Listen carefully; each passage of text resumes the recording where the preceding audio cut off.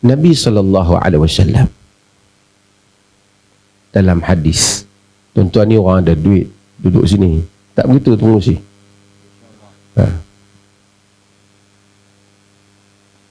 Banyak guna. Saya tuan-tuan selalu dengar hadis Aisyah radhiyallahu anha. Dia tanya Nabi tentang Abdullah bin Juda'an. Abdullah bin Juda'an, tuan-tuan semua tahu dia.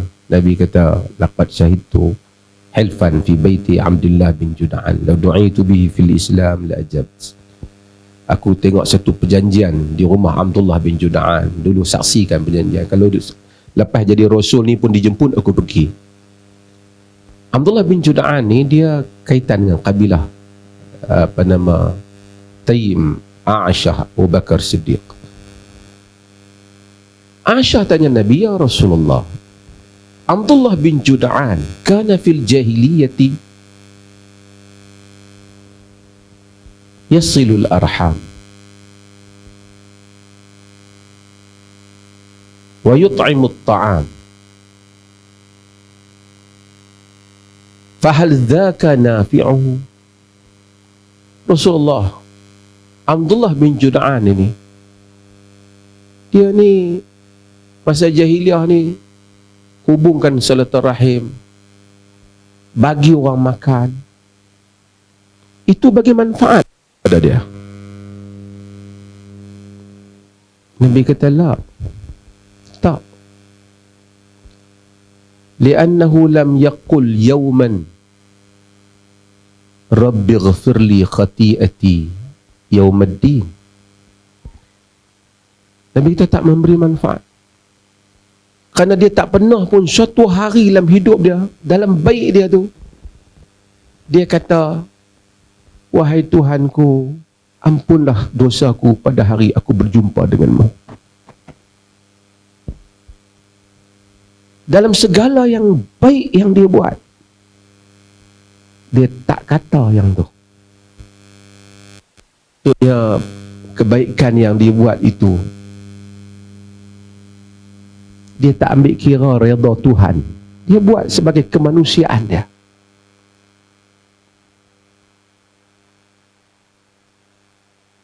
Dia orang di situ sebahagian berdebat, takkan orang-orang yang baik dalam dunia ni yang tak masuk Islam tak masuk syurga, ya tak? Saya kata soal syurga neraka urusan Allah. Tapi hidup bukan sebuah novel.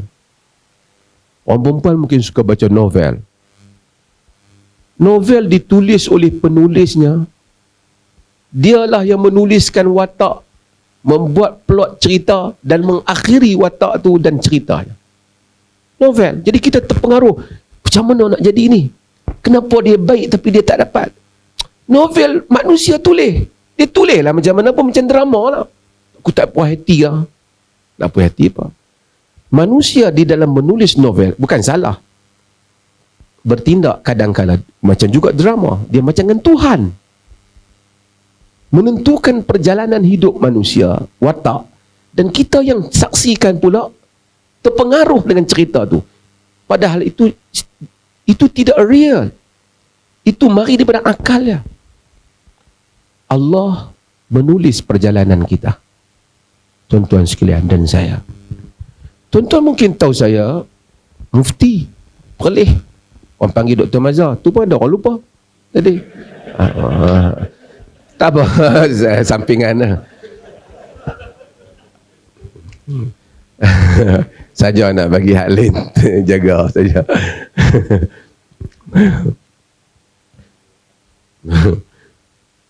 Apa itu yang tuan-tuan tahu. Tapi selebih daripada tuan-tuan tak tahu. Hatta isteri saya, isteri tuan-tuan juga mungkin tahu separuh dari cara cerita hidup tuan-tuan kita. Suami kita mungkin tahu separuh dari hidup kita. Sebahagian apa yang tersimpan dalam hati sanubari kita, hanya Allah yang tahu. Sebab itu apabila perjalanan kehidupan itu berlaku dan bagaimana ia berakhir dan kesudahan ia ke syurga ataupun neraka, Tuhan Maha Adil dalam urusannya. Saya nak sebut ni, nak respon cerita. Dia duk tanya saya, di mana keadilan Allah? Dia tu tadi lah. Tu mengaji agama tu. Kata, keadilan Allah, Allah Maha Adil, Al-Hakamul Adil. Tapi ini luar daripada ihatati aklika. Keupayaan penguasaan akalmu. Kerana engkau menghukum apa yang kau lihat. Ibnu Juda'an, Aisyah bertanya tentang makanan yang diberikan, silaturahim yang dihubungkan. Nabi bercakap tentang kesombongan yang ada dalam dadanya, yang tidak pernah menyatakan Rabbi ghafirli khati'ati yawmaddin. Saya nak cerita diri kita. Kita dengan watak kita ni, watak yang luar. Tapi at the end of the day, innallaha la yanzuru ila suwarikum. Allah tak tengok pada jasad kita. Ia melihat kepada qulubikum, jantung hati kamu.